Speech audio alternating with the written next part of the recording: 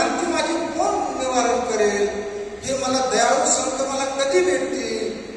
आलं लक्षात.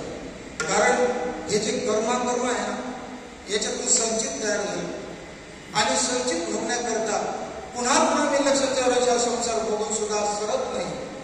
कर्म त्या कर्माच्या वाटे लागती ठेसा, संपत्ती विपत्तीचा मानिला भरवसा, कन्यापुत्र आपलं हा तो सहज ओळसा, या भ्रमदोही बुडालो धावे सद्गुरु सर्वशी. कर्म त्या कर्माच्या वाटे लागती ठेसा. मी जो चालतो आहे ना, तर कर्म आणि कर्माच्या ज्या ठेसा लागतात ते कर्मही कळत नाही ना अकर्मही कळत नाही. कर्म म्हणजे जे विहित सांगितलेलं आहे त्याला कर्म म्हणतात. अकर्म म्हणजे निषिद्ध कर्म जे कर्म आहे त्याला अकर्म म्हणतात. म्हणजे थोडक्यात हे पाप पुण्य ज्या कर्माकर्मातून तयार होतं आणि त्याच्या ठेसा मला सतत लागत आहे. आलं लक्षात. यशोमुखाच्या ठेसा त्या कर्माकर्मातून म्हणून कर्माच्या अकर्माच्या वाटे लागते ठेसा. हा संपत्ती विपत्तीचा मानलेला भरवसा. जगामध्ये ज्याचा गौरव आहे, म्हणजे सुख याच्यासारखं फार वैभव कमवावं म्हणून ते पाठीमागे लागले लोक त्याच्या वैभवाच्या. मी सुद्धा त्या प्रवाहापतीप्रमाणे त्याच्यासारखं करू लागलो. त्याचाच भरवसा मागला की याच्यातून माझं दुःखाची काय होईल, निवृत्ती होईल. आणि आप ते कन्यापुत्र आप त्याच्या हातात सहज भरवसा नाही का. हे स्त्री पुत्र पुन्हा मामा काकी वगैरे, आता याचा भरवसा याचा मोह तर स्वाभाविकच आहे. आता हे जर आवडतं तेवढं आवडतं म्हणल्यानंतर याच्यातून काही सुटी कधी नाही.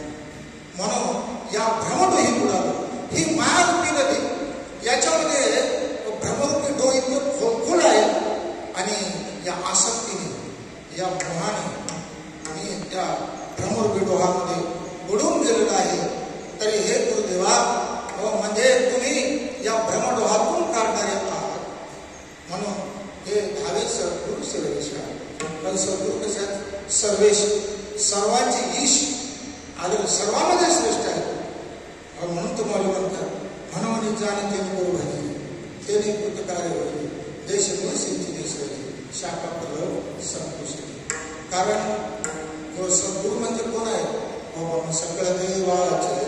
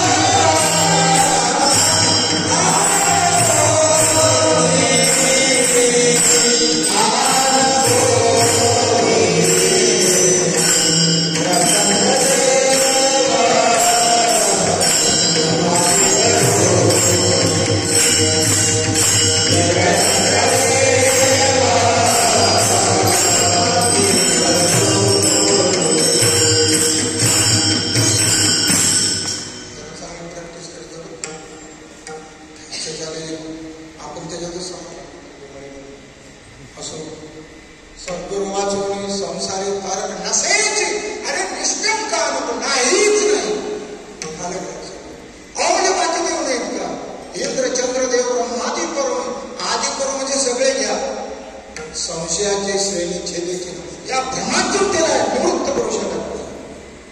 अलग लक्षामध्ये अंधकरिता सद्गुरु भजन नवे वृक्षाचे छेदन. जरी साधने आणि आन जरी कुटी साधने आणि आन जरी केले, कोट्यावधी साधन जरी केले, उलट साधने झाली ती काळाची मुखी शेकी करतो असं नाही. कारण कसं आहे, सद्गुरु वर्म देत असतात. म्हणून जाणता जो आहे ना, हो कासेने कळले हे वर्म, म्हणून चित्ती श्रम वाटत असेल तो जो मुमुक्ष आहे ना, तो काय म्हणतो, काय खंड इलत कर्म कासयाने पापशीतील धर्मात कासयाने कळले हे वर्म, म्हणून चित्ती श्रम वाटत असेल.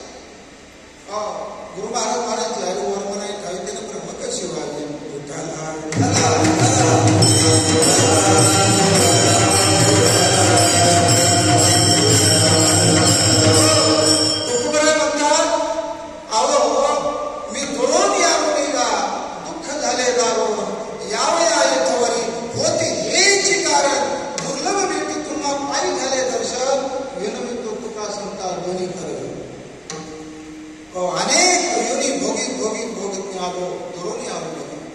अतिशय मला दुःख झालेलं आहे. दुःख झाले दारू, एवढं दुःख मी का सहन केलं, इथं कशा करता आलो, यावे याचवरी होती हेची कारण.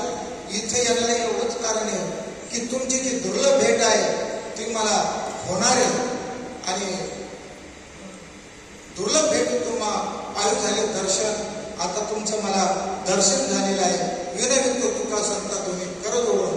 हे कर जोडून म्हणजे विनंती कशाची करतात, मला याच्यातून तारून, कारण तारक एक संत आहे हा मला पूर्ण विश्वास असल्यामुळे मी आतापर्यंत हे दुःख भोगीत आलो.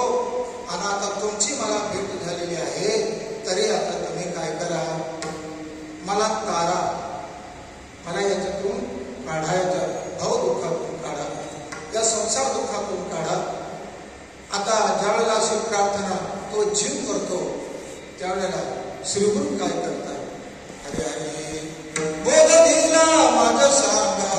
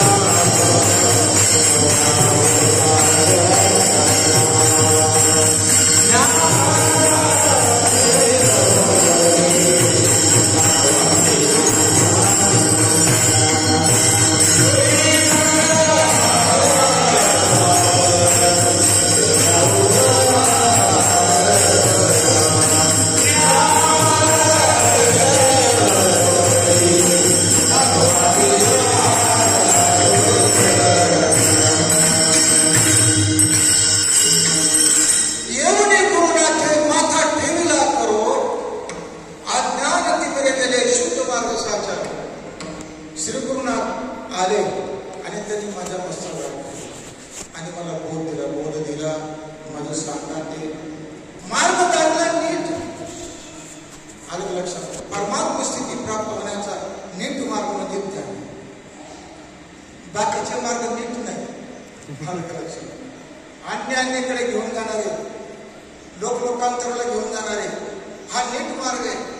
पण जीवाला ते होत नाही. अधिकार ज्ञानाला अधिकार लागतो बरं का? म्हणून तुम्हाला कोणी वारे अधिकारी त्याशी हरी देईल अधिकार.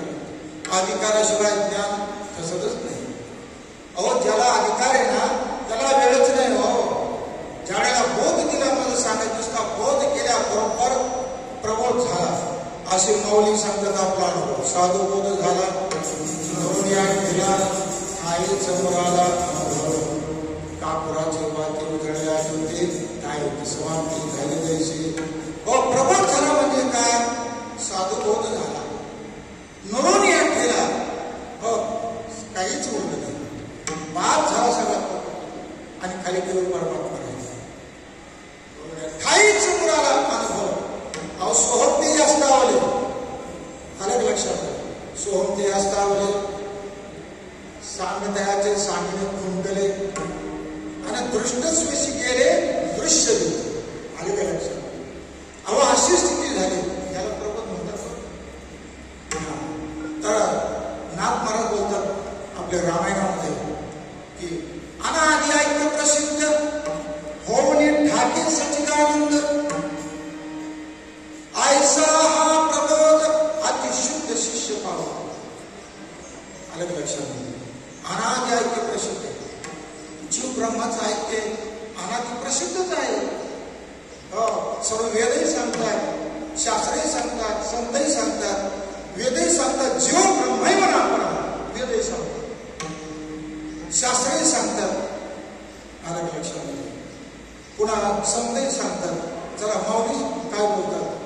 ज्ञानदेव म्हणे दिव्य मी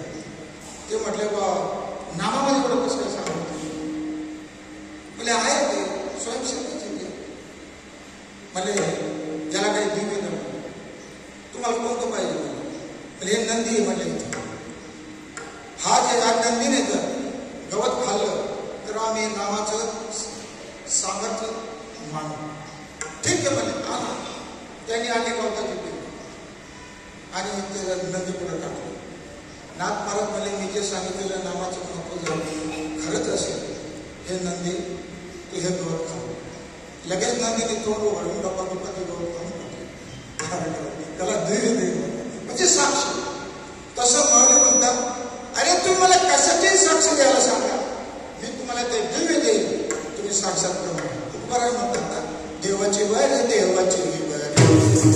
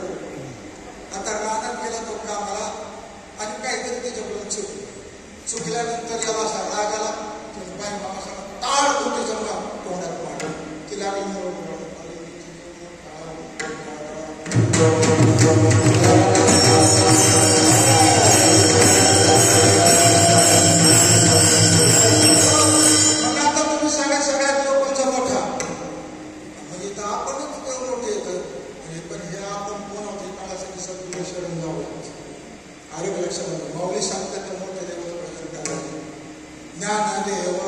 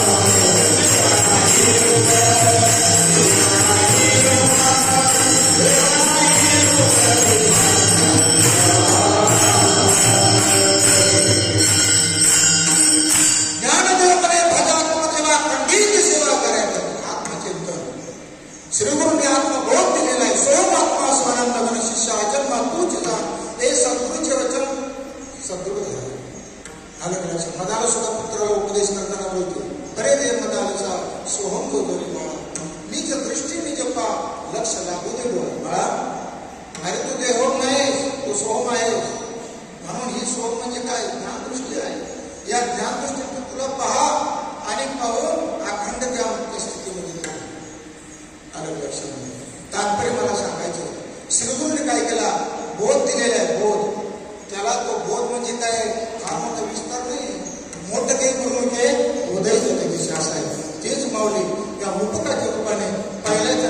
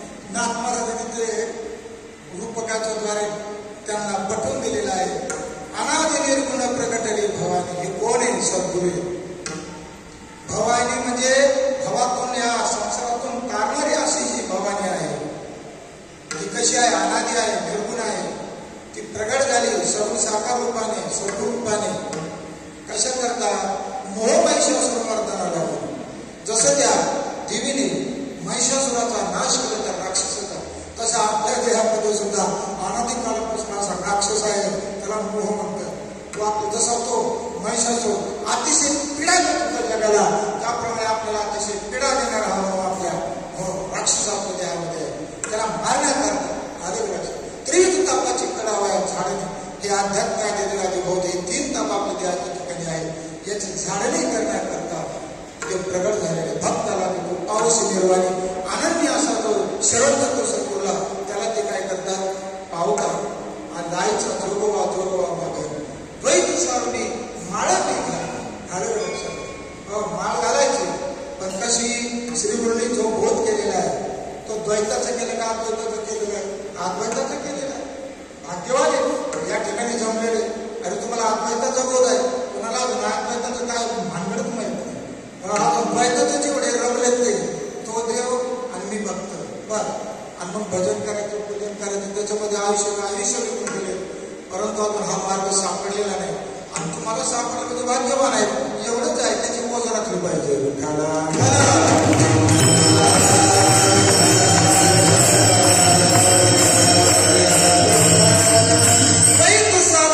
माळवणी घालणं हाती बोधाचा झेंडा मी घेईना आणि भेदरहित वारीशी जाईन. अरे चिंतन करायचे प्रत्येक श्वासाला की वारीच आहे बरं का. धरिता सो सोडिता हम अखंड चाले सोहम सोहम. ऐका पण संतमे चालवते, ऐका पंढरीची कीर्ती, सोहम नाम चालू नीती. अखंड खंड नाही त्याला परमेश्वराच्या नामाला, ज्याने विचाराची केला त्याच्या मनी आनंद झाला.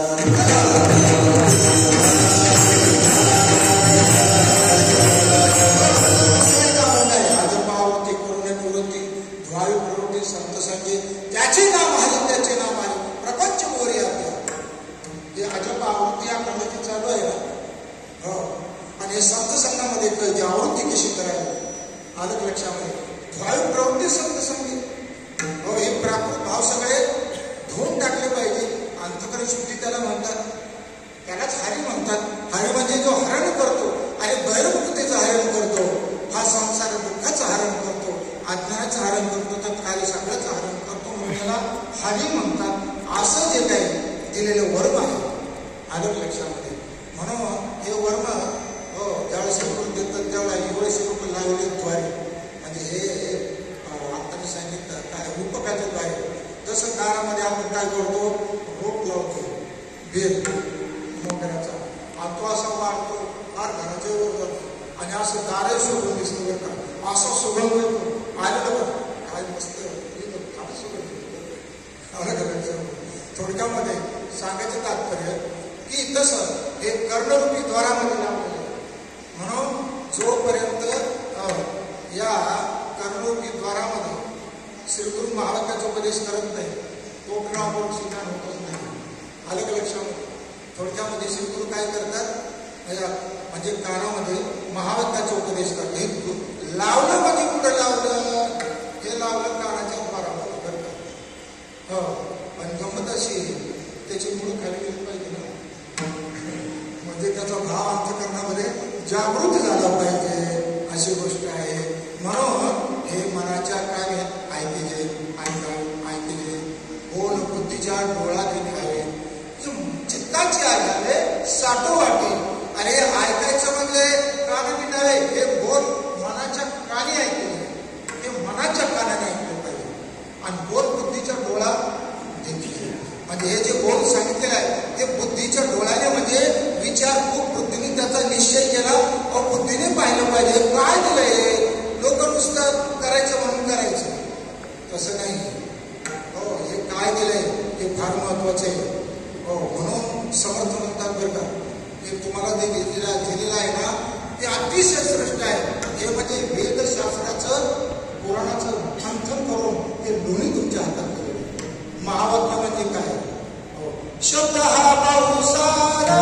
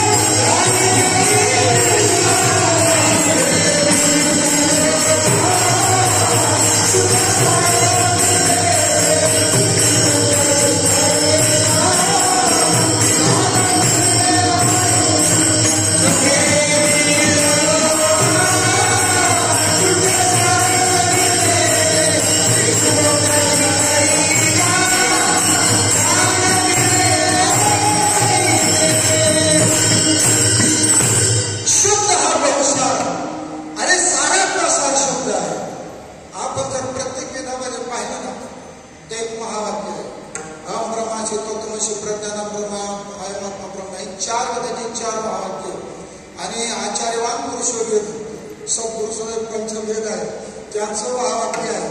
अलग लक्षामध्ये हे जे दिलेलं आहे ते अहो या वाक्यामध्ये 3 महावाक्य अलग कोणत्या एखाद्या महावाक्याची तरी जाणीव आहे की नाही. म्हणजे 3 वेळा कसं अरे वेद बोधी शास्त्र पुराण बोधी अलग वेद म्हणून आपण नेहमी म्हणतो बघा संवेदीचा साई शास्त्रकार 18 पुराणे हर्षिका म्हणजे सगळ्याचा विषय एकच आहे. वेदामध्ये सुद्धा जो ओंकार आहे तो आद्यस्थ अधिष्ठानामध्ये त्याचा विचार केलेला आहे. आपण जर शास्त्र जर पाहिलं तर कार्यकारण रूपाने सोहम बोधाने त्याचा विचार केलेला आहे. आणि पुराणाचा जर विचार केला तर परमात्मा करता धरता अर्थ आहे आणि खरोखर असा जो परब्रह्म आहे हे सगळं करीत असतो तेच तुझं स्वरूप आहे. मला सांगितलं तिन्हीचा अर्थ एकच पण तिन्हीचा अर्थ 2-3 वेळा कसं अर्थ सांगितलं अहो हे सांगायचं म्हणजे हे सांगायचं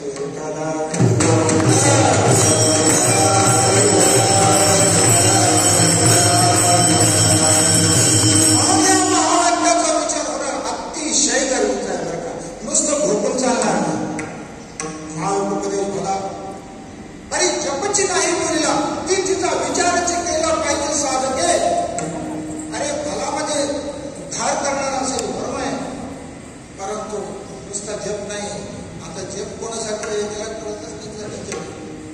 ज्या मुलाला बुद्धी नाही त्या मुलाला गिरवायसाठी काय करायचं गिरवायचं गिरवता गिरवता गिरवता गिरवतो त्याला ते अनुभव कळतो. आरोग्य लक्षामध्ये जर पुन्हा अधिकार जर वाढत गेला सत्संगामध्ये आणि त्या सत्संगामध्ये आपण जर विचार ऐकला तर कधीतरी आपल्याला हे कळल्याशिवाय राहणार नाही. आलं लक्षात म्हणून म्हणले जपचे नाही तिचा विचाराची केला पाहिजे. महावाक्य उपदेश तरी येता पाहिजे विचार तयाच्या जपे अंधकार न फिटे भ्रांती. जोपर्यंत याचा विचार करत नाही तो ज्ञानरूपी भ्रांती जात नाही. चला एक घडलेली गोष्ट सांगतो. खिळतला आणि एक महात्मा म्हणजे संतमाईचे शिष्य गणेशानंद महाराज तिथं त्यांचं स्थान आहे. तर त्यांचे शिष्य होते संतराम महाराज डोकेवर. आता एक बाबा मूल्य प्रवचन होतो महावाक्योपदेशात त्यांनी घेतला पाहिजे विचार त्याच्या जे अंधकारला पिटे भ्रांतीचा. ते काय म्हणले बाबा असं नाहीये तयाच्या जे अंधकार पिटे भ्रांतीचा. ते म्हणले डोक्या अरे मी म्हणतो न पिटे आणि तू म्हणतो पिटे. अहो पिटेच आहे पिटे मला ते आजोबांनी काढू वाच तर डोळे न पिटे भ्रांतीचा मग तरी पाय घालून मग ठरणार चुकलं. अरे गुरुच्या चुका काढा तर गुरु सांगते त्याप्रमाणे समजून घ्यावं.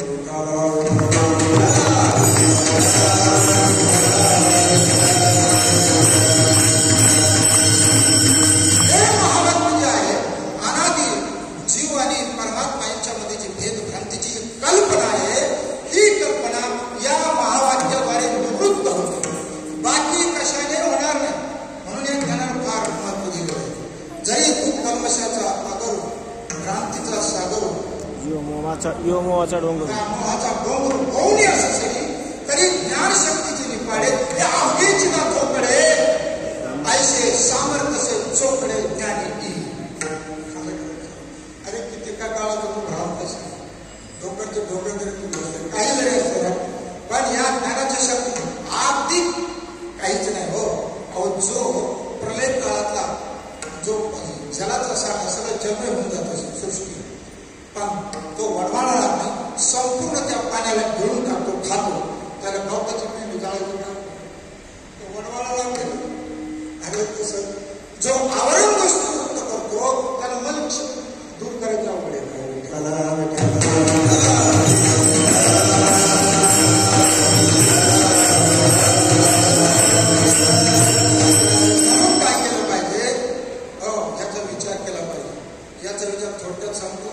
जसं तत्वमशी महाराज तत्व अशी हे 3 पद आहे. अशीने ऐक्य दाखवलेलं आहे.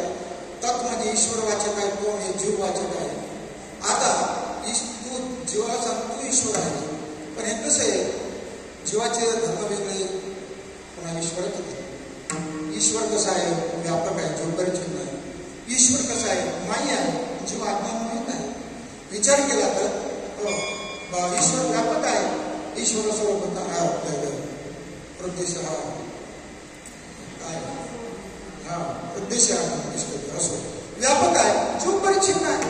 मग आता विरुद्ध लक्षण या ठिकाणी स्पष्ट दिसतं. ऐक्य तुम्ही कसं करता हे ऐक्य जगदाजत लक्षणाचा विचार करायला आपण थोडक्यात सांगतो. जगदाजत लक्षणे म्हणजे भागजात लक्षण. जगत लक्षणे होत नाही, अजत लक्षणे होत नाही, पण जगदाजत लक्षण याने आणि नाहीतरी आपण व्यवहार करतो जगदाजत लक्षणे टोपी घालून टोपी घालून तर डोकं सांगितलं होतं टोपी डोक्यात घालून डोक्यात घालून डोक्यावर ठेवून आला असं काय केलं. अहो डोक्यात घालून शक्य आहे का? डोक्यावर ठेवणं शक्य आहे. म्हणजे पाय पोट घाल, पाय पोट घाला म्हणजे काय पाय चिरून टाकून घालायचा का? पण आपण ज्या घरात लक्ष व्यवहार करतो की नाही बुटात पाय घालतो. मग सांगितलं होतं काय पायात पोट घाल आणि याने काय केलं बुटात पाय घातला. सांगितलं अरे पायात पोट घालणं शक्य नाहीये आणि तो व्यवहार केला तर तो त्या बुटाचा तरी काय उपयोग आहे.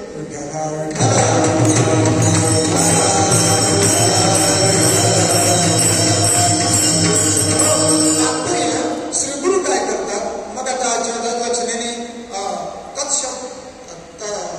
वाच्यार्थ सोडून लक्षार्थ. तत्चं लक्ष आहे ब्रह्म, तुमचं लक्ष आहे कूटस्थ. आणि कूटस्थाचं आणि आत्म्याचं अनादि आहे.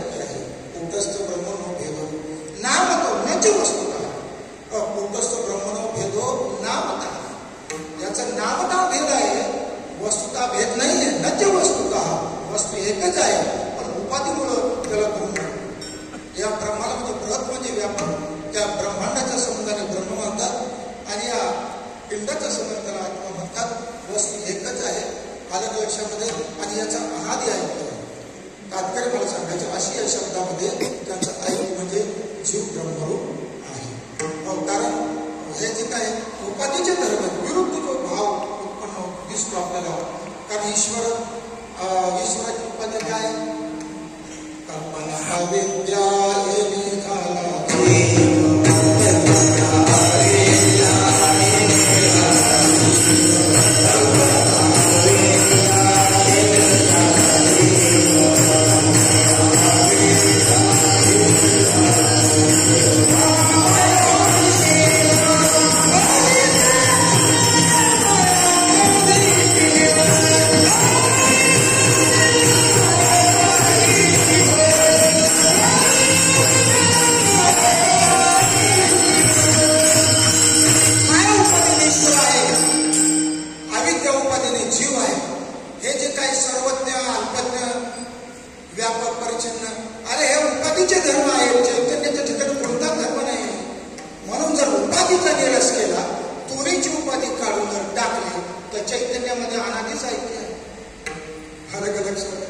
सांगायचे तात्पर्य औपाधिक भेद घटाकाश पटाकाश उपाधि भेद महदात निर्विशेष द्वैतात लेशकागळ. घटाकाश ही उपाधी करतात व्यापकाने छोटा आणि मोठं. परंतु उपाधी जर बाजूला केली, उपाधीची कल्पना जर बाजूला केली तर ते महदाकाश आहे. त्याप्रमाणे ही अविद्या उपाधी जर बाजूला केली तर जीव कसा आहे ब्रह्मच आहे. असा या महावाक्याने काय होतो ऐक्य निश्चय होतो. आता तुम्हाला व्हायचंय का निश्चय व्हायचंय? निश्चय व्हायचं. महावाक्याशिवाय निश्चय होत नाही. बुद्धिनिश्चय आत्मज्ञान ब्रह्मोपभावी आपणा ब्रह्मनिष्ठा राखी पूर्ण तत्परायण तद्बुद्धे सदात्मन निष्ठा तत्परायण गच्छन्ति पुनरावृत्ती ज्ञान निर्धूत कल्मषः. जर आपण याचं चिंतन करीत गेलो, कसं चिंतन ऊर्ध्वमुखी आळविला सोहम शब्दाचा आरूप जागविला दाता घेऊन याला दाता तत्वानी देवो स्वरूपी मिळविले नाव ठेविला भेद. ऊर्ध्वमुखी आळविला. ऊर्ध्वमुखी म्हणजे वर्तुळ करू नये. काय काय असं वर्तुळ ऊर्ध्वमुखी शब्दाचे वाच्यार्थाने करतात. अरे ऊर्ध्वमुखी म्हणजे अंतर्मुखवृत्तीने आळवलं, त्याचं ध्यान केलं, चिंतन केलं. सोहम शब्दाचा धान आरूप जागविला दाता घेऊन आरूप होता पण तो अनुभवाला आला. घेऊन आला दान. काय घेऊन आला दान? मी तो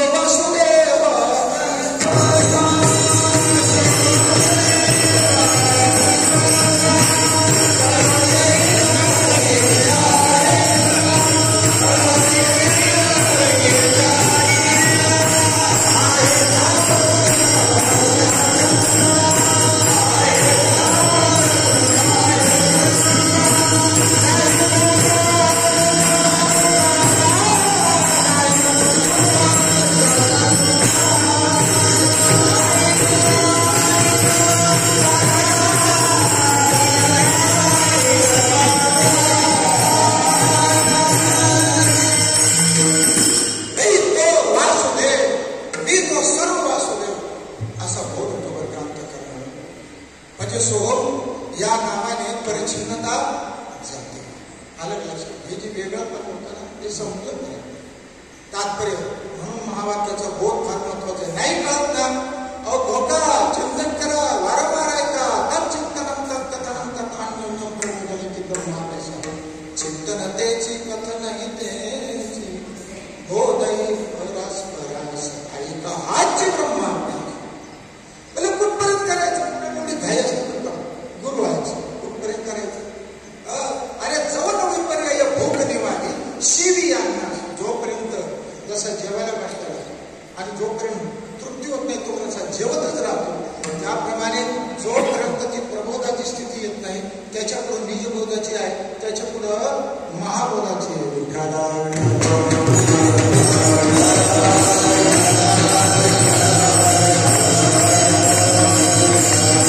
त्यावेळेला तो बोधाचं चिंतन करतो, अंतर्मुख होतो. त्याचे प्राकृत भाव जरा ओसरायला लागतात, गुणाचे भाव जरा ओसरायला लागतात. त्यावेळेस सात्विक भाव वाढत जातो. वाढत गेल्यानंतर कंठी प्रेमदाटी निर्माण होते, नाही का? काही वेळेला सात्विकपणामुळे डोळ्यातून असून ते धरला कामावर रोमांची येतात. पण अर्थात ते गुण आहे तोपर्यंतच आहे. एकदा गुण निघून गेला असतो गुन्ह्याचा रोज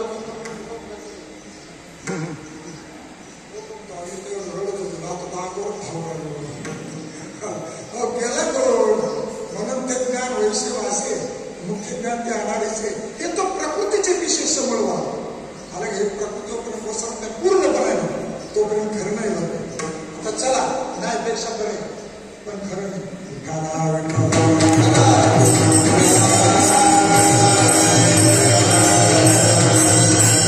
अरे हे झालं तर पुढचं कसं व्हायचं? अरे काही तर काय होते एक मोठ्याने मात्र नाव सांगितलं, बाईला ते म्हटलं बरं काय फार जगात प्रसिद्ध आहे. आता आले तर महिन्याचा सत्कार केला, त्यांना दक्षिणा दिली. दिल्यानंतर ते म्हणजे मला एक विचारायचं होतं, आतल्या खोलीत गेले का हो तुमच्या संप्रदाय रडतात का ब्रह्मकुला रडले का? बाई म्हणल्या अहो ब्रह्माच्या ठिकाणी काहीच नाही, पण जीव रडताय ना, हे जीवाची अवस्था आहे. ब्रह्माची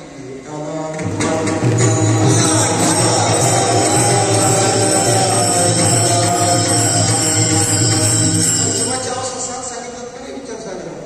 विचारसागराला बसले पुढे नाही का? कारण मुसळे बायला घाबरतो. ते मुसळे जगात घातल्या गावतात म्हणजे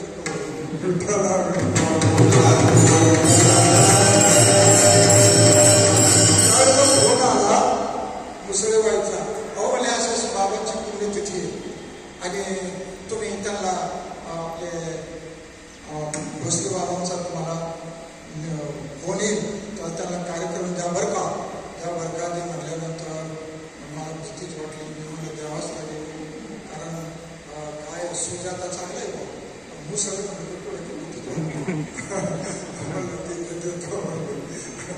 मग आता आमचे प्रभादाने फार त्यांचं पहिल्यापासून आमचं प्रेम आहे. त्यांनी फोन केला असं ठीक आहे येतो म्हणून. असं तात्पर्य मला सांगायचं एवढंच की काय केलं तिथं मी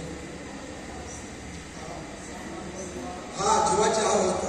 हे जीवाची अवस्था आहे. तुम्ही काय कधी ग्रंथ वाचलं नाही का? वाचलं एवढं काही लक्ष देऊ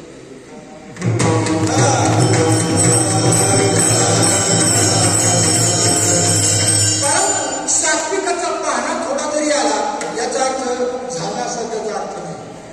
ते गुण सरायला पाहिजे. आले का लक्षामध्ये?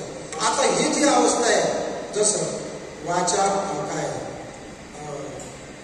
वाचा पांगुळली आठवू घेत, चित्त चाकाटले आठवू घेत, वाचा पांगुळली जेतीच्या देत, आपात कंपित रोमांच आले, आध्वमिलित डोळे, वर्षकाची आनंद जले, आतुरचने सुखावर नचिनी बाहेर कापे. पुढं काय? हा गव्हाच्या रोमामुळे आली श्वेतकणिका निर्मळे आवडत असतं. पुढचं काय? आशनी महाग सुखाचे अधीर असेल आणि हा म्हणजे जीवदशा ही आटच चाललेली आहे. आट म्हणजे जीव पाहे माऊली म्हणतात पहा, ही जीवदशा आता आटायला लागलेली आहे. याचा कापून गेलेली विठ्ठला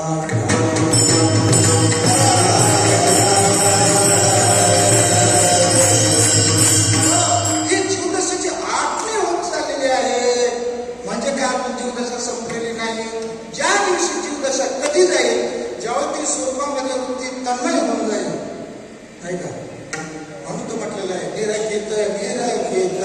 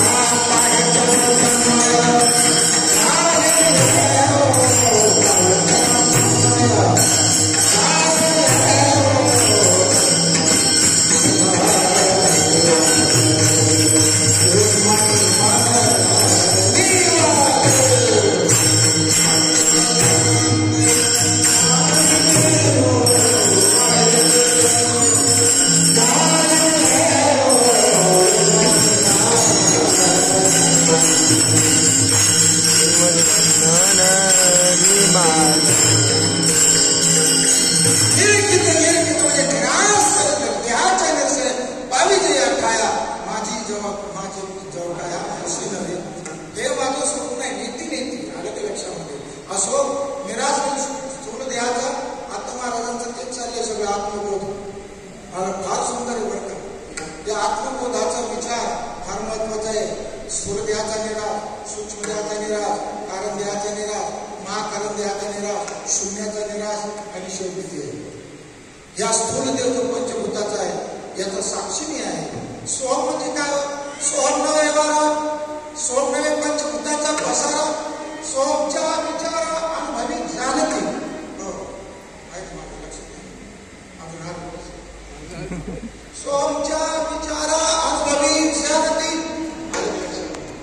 सोहम म्हणजे एका जनार्दनी साक्षीची सोहम. ही साक्षीची अवस्था ही सोहम आहे. तर झाकायची तात्पर्य आहे ज्या वेळेला असं निरसंचित द्याचे भाव प्राप्त भाव उसळत जातात, अंतकरी शुद्ध होत जातं, त्यावेळेला प्रेम ज्यावेळेला उत्पन्न होतं स्वरूपाचं आणि त्याच्यामुळं हे अष्टसात्विक भाव दिसतात आपल्या ठिकाणी. आलं लक्षामध्ये. तात्पर्य मला सांगायचं खरोखर असे जे अष्टसात्विक भाव ज्यांच्या कृपेने आपल्याला निर्माण झाले, या स्वरूपाची प्रीती ज्यांच्यामुळे निर्माण झाली, अहो त्यांची तर पुण्यतिथी आहे.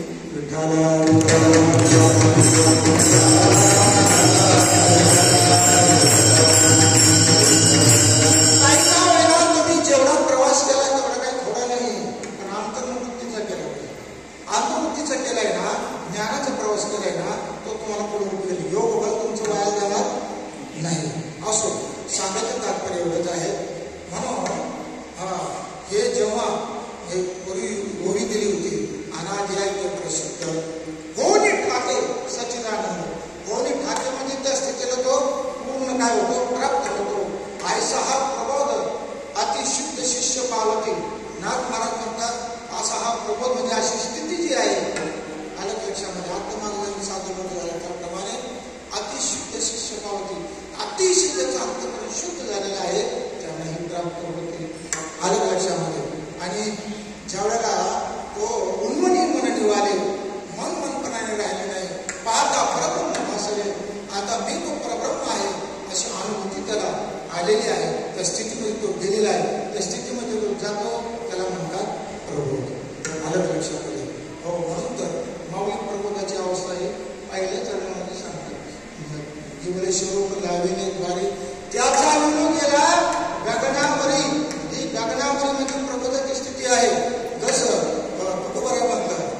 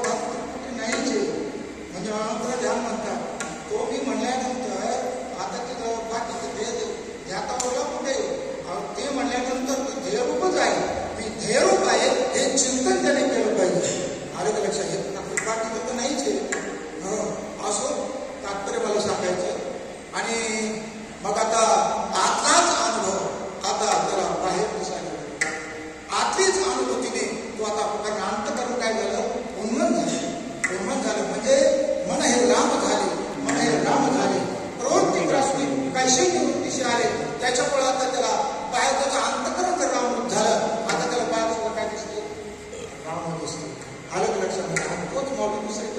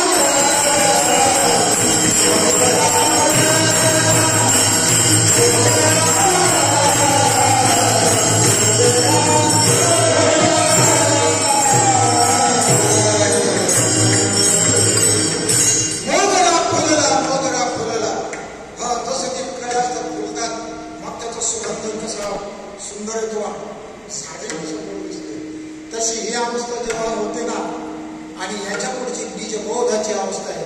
हो, निजबोध म्हणजे काय? माऊली सांगतात पाश्चात्य समाज सुशांत जगरण नष्ट गच्छ स्वप्न सुशांत ब्रह्म विष्णू निसंगपी इंद्रियाणींद्रियार्थाची वर्तवते ती धारण की मी ज्ञान स्वरूप आहे. अरे माझ्या सत्तेने आता अधिष्ठान ब्रह्ममध्ये ब्रह्मण्याधाय कर्माणि ब्रह्मण्याधाय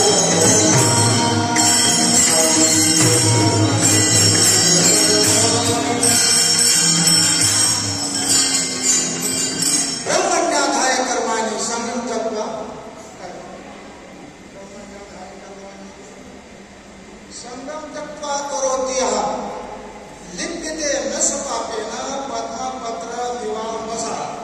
आता ज्ञानेश्वर सांगा ना, आता अधिष्ठान संगती आशेष इंद्रिय वृत्ती आशेष इंद्रिय वृत्ती आता अधिष्ठान संगती आशेष इंद्रिय वृत्ती काय काय वाचा वाचायचं नाही वृत्ती वाचायचं सांगितलं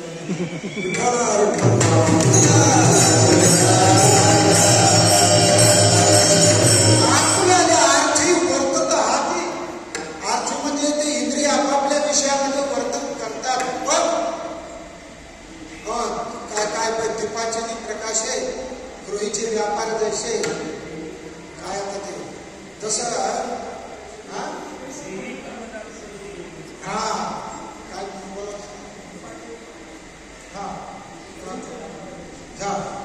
पुढं तैसे योगयुक्ता ज्याप्रमाणे त्या दिव्याच्या प्रकाशामध्ये घरातले सगळे वावरतात पण ते कसं आहे कशातच लिप्त नाही. त्याचं सत्य होतात पण लिप्त होत नाही. आता पुढची वेळ सांगा तैसे ते झालं त्याच्या पुढे नाही त्याच्या पुढे ते पद्मपत्र किंवा सत्याचं ते व्याख्यान मांडून केलेलं की नशिबतेची जरी पद्मपत्र पण त्याच्या अगोदरचं काय आहे आता इतकं बारीक करून केलं काय पुढं सांग पुढं बसणार नाही होतं जबाबदारी असते म्हणजे काय काय पडतं की त्याने पुरवठा करायला असं कसं सर्वेंद्रिय करतात तोही व्यतिरिक्त आहे श्रवणे आहे तरी सर्वता तेथी जातोय नवाला नाही कारण त्याच्या ठिकाणी पोहोचत नसल्यामुळे आता ते त्याला ते पोचत प्रकारचे कर्माचा लेप किंवा त्याचं पाप पुण्य लागतच नाही. तो अलिप्त असतो. त्यालाच म्हणतात निजबोध. म्हणजे देहात असून सुद्धा देहाचे सगळं कर्म घडून सुद्धा त्या कर्माने तो लिप्त होत नाही. ते निजबोध. कारण हो हा मी कोण आहे? ज्ञान स्वरूप आहे. आलं का लक्षात? खरोखर ज्या वेळेला मी ज्ञान स्वरूप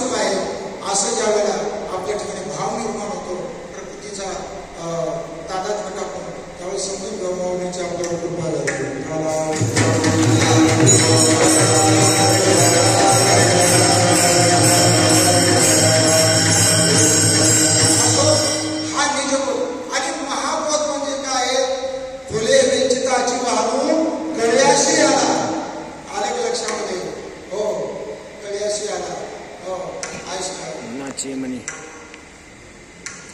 ऐसा झाला महाबोधो ऐक्य पण सरे असो.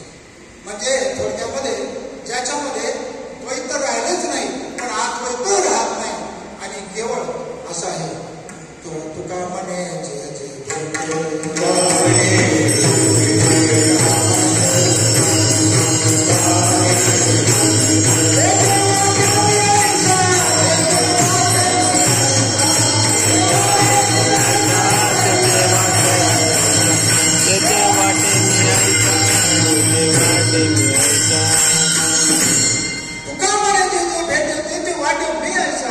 सर्वांमध्ये आपलीच प्रतिती येणं. अलग लक्षात सर्व खरुदम ब्रह्म नेहना नास्ती किंचन. परमात्म्याशी दुसरं तर काही नाही. म्हणून देव आहे असं लोकांशी सांगावं नाही म्हणून घ्यावा म्हणतो. आहे कोण? अरे मीच स्वरूपाने नटलेला आहे म्हणून सांगतो व्हायचा एकला नटलो आणि माझा मीच मला भेटलो. अलग मी एकदा स्वरूपाने नटलेलो आहे सर्वांच्या रूपाने आणि ज्यावेळेला जे समोर येईल ते मीच नटलेलं आहे ते मीच आहे म्हणून झाड झुडप आलिंबू वाटे संत व्हायचा म्हणजे ते झाड झुडप दिसले ना तर वाटतंय माझं स्वरूप आहे आलिंबू वाटे प्रेम अलग हे विश्वची माझी घर आई श्रीमती द्या किंबहुना चला चल आपणच ऐसे व्यापक ज्ञान भरे हृदय दिवशीत आले त्याची दृष्टी बोले समता दृष्टी विशेष काय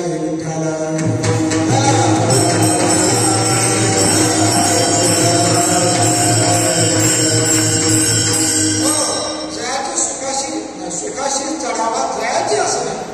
अहो तो आनंद असा वाढता वाढताय. फुले वेचिताची वाढून जसं ते फुलं वेचले पण त्याला पुन्हा कळ्या फुटतात ते पुन्हा अनेकच जास्त त्याप्रमाणे हे अनुभूती दृढ झाली. अलग लक्षामध्ये अनुभूती काय झाली म्हणून ज्ञानामध्ये प्रकारच पडतात. अपरोक्ष ज्ञान, परोक्ष ज्ञान, तिसरं सौथं अपरोक्ष ज्ञान, चौथं आद्यधोड अपरोक्ष ज्ञान.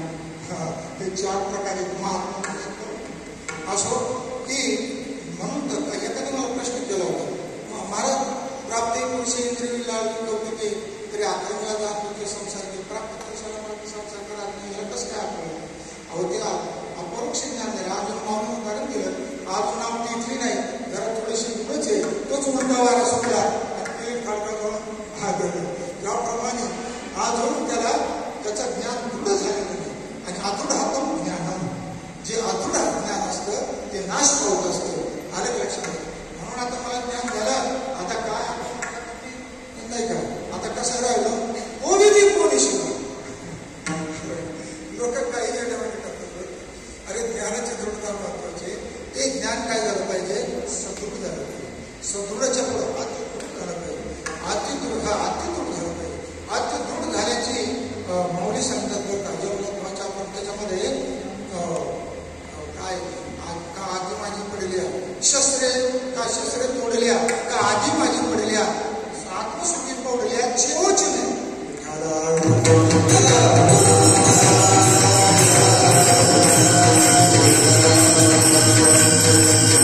असं आहे अतिदृढ ज्ञान झालं आणि मोगरा फुले वेचिताची बांधून गळ्या शिराला हो तो पहाराचा म्हणजे हे अनुभूती ही सुखाची अनुभूती वाढतच चाललेली आहे. अशी अनुभूती बाबांच्या कृपेने आपल्याला सुद्धा वाढावी म्हणजे आपलं पुण्यस्मरण झालं.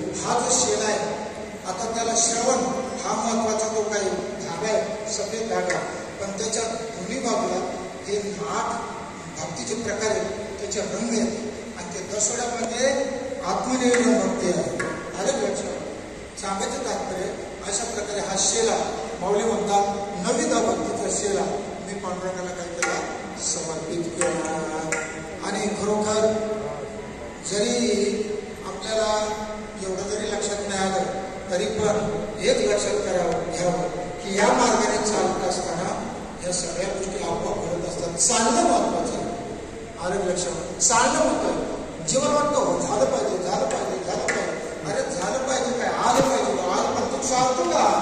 चालेगाव येतच असतं. त्याप्रमाणे साधना केल्यानंतर ही स्थिती येतच असते. माऊलीच्या कृपेने तुम्हा सर्वांना प्राप्त व्हावी असो. तुमचं दर्शन झालेलं आहे. मी पहिल्यांदाच सेवेचा योग आला. आमचे परमप्रिय असलेले भोसले महाराज आणि त्यांना थोडीशी तेच आमची बहीण ही असलेली मुसळी असो. अशा प्रकारे हा योग आला आणि खूप आनंद वाटला बरं का. असो तुम्ही आम्ही खेळीमुळे गाडारुळे आनंदे असे अरे आनंद लुटायचा. तच्चिंतनम काय बोधयंत परस्परम मच्चिंता मत प्राणा बोधयंत परस्परम कथयंत शिमा नित्यम तुष्यंत प्रबंधीच ज्ञानेश्वर